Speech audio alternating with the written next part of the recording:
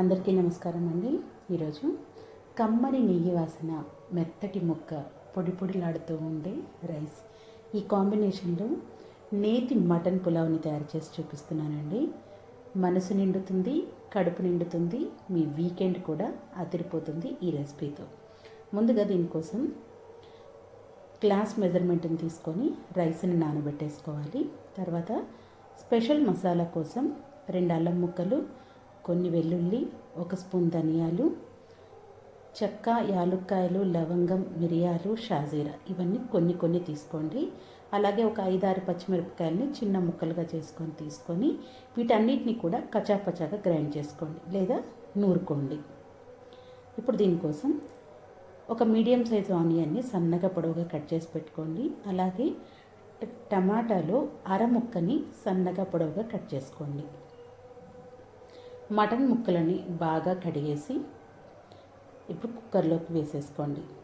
ఈ కుక్కర్లో ఉల్లిపాయ, టమాటా ముక్కల్ని కూడా వేసి ఇందాక మనం పక్కన తీసి పెట్టుకున్నటువంటి మసాలానంతా కూడా కచాపచాగా దంచుకొని వేసుకోవాలి. ఇప్పుడు సరిపడినంత ఉప్పు, మనం ఏ గ్లాస్తోనైతే రైస్ని తీసుకున్నామో 1కి 1.5 గ్లాస్ వాటర్ని తీసుకొని కుక్కర్లోకి వేసేసుకోవాలి. మూత పెట్టేసి 3-4 విజిల్స్ వచ్చే వరకు ఉడకనివ్వండి.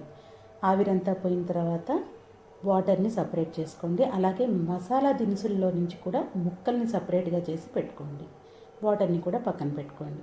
ఇప్పుడు స్టవ్ మీద ఒక మందపాటి గిన్నెని కానీ బాండిని కానీ పెట్టుకొని ఒక గరిట నెయ్యి వేసుకోండి. స్పూన్ కాదు, గరిట నెయ్యి వేసుకోండి. చేసుకునే క్వాంటిటీని బట్టి ఎక్కువ తక్కువ చూసుకొని వేసుకోండి. దీనిలోకి బిర్యానీ మసాలాని వేసేసుకొని చెక్క, మొగ్గ, లవంగం ఇవన్నిటిని వేసుకొని 1 స్పూనున్నర అల్లం వెల్లుల్లి పేస్ట్ని వేసుకొని పచ్చి వాసన పోయే వరకు వేయించుకోండి. తర్వాత పచ్చిమిర్చి చీలికలు, మీడియం సైజు ఉల్లిపాయని సన్నగా పొడవుగా కట్ చేసి వేసుకొని 1 నిమిషం పాటు ఫ్రై చేసుకోండి. ఒకసారి ముక్కను చూపిస్తున్నాను. పర్ఫెక్ట్గా కుక్ అయిపోయింది. నేను మసాలా నుంచి వేరు చేసేసి జాలిగింటలోకి వేసుకొని పక్కన పెట్టేసుకున్నాను. ఉల్లిపాయ కాస్త మగ్గిన తర్వాత గుప్పెడు వరకు కొత్తిమీర, పుదీనా తీసుకోండి.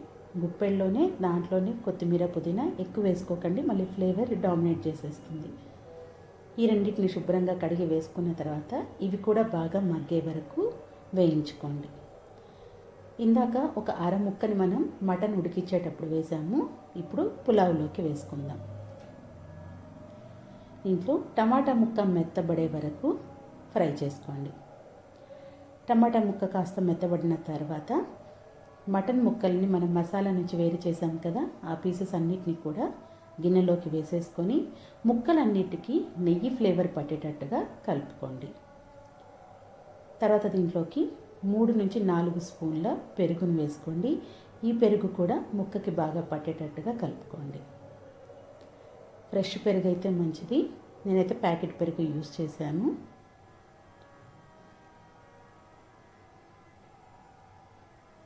ఇలా బాగా కలిపేసుకున్న తర్వాత దీంట్లోకి ఇప్పుడు కొంచెం సాల్ట్ని యాడ్ చేసుకోండి. ఆల్రెడీ మనం ముక్కల్లోకి వేసుకున్నాం కాబట్టి పులావ్లోకి కావడానికి సాల్ట్ని వేసేసుకోండి.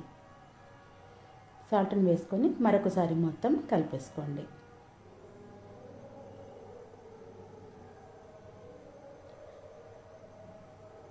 ఇది కాస్త పక్క నుంచి నెయ్యి అలా బయటికి వస్తున్నప్పుడు ఓన్లీ రైస్ని మాత్రమే వేసుకోండి. వాటర్ని వంచేసేసి రైస్ని వేసుకోండి. పులావ్ కూడా పొడి పొడిలాడుతూ చాలా బాగుంటుంది. ఫ్లేవర్ కూడా చాలా బాగుంటుంది. రైస్ని అదే పనిగా కాకుండా కాస్త మెల్లిగా విరగకుండా కలిపేసుకోండి. వాటర్ పోయకుండా ముందు 1-2 నిమిషాలలో వేయించుకోండి. పైన కలుపుకుంటూ వేయించుకోండి. అప్పుడు బియ్యం విరగకుండా ఉంటుంది.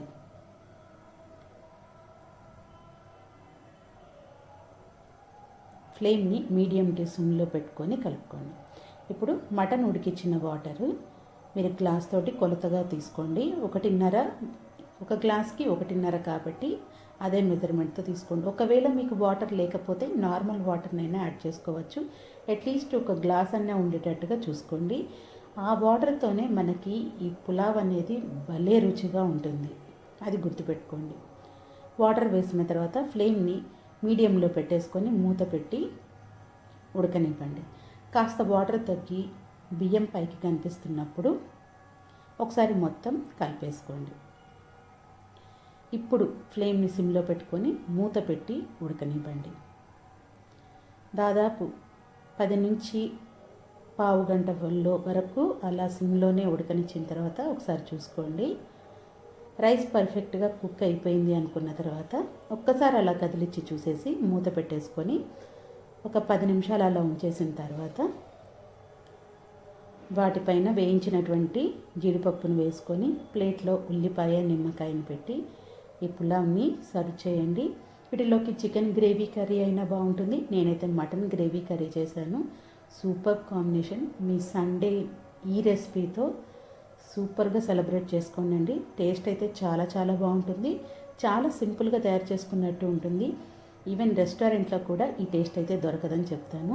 ముక్క పర్ఫెక్ట్గా ఉంటుంది, సువాసన చాలా బాగుంటుంది, రైస్ కూడా పొడి పొడిలాడుతూ సూపర్గా వస్తుంది. తప్పకుండా ఈ రెసిపీని చేసుకుంటారని అనుకుంటున్నాను. Thank you for watching.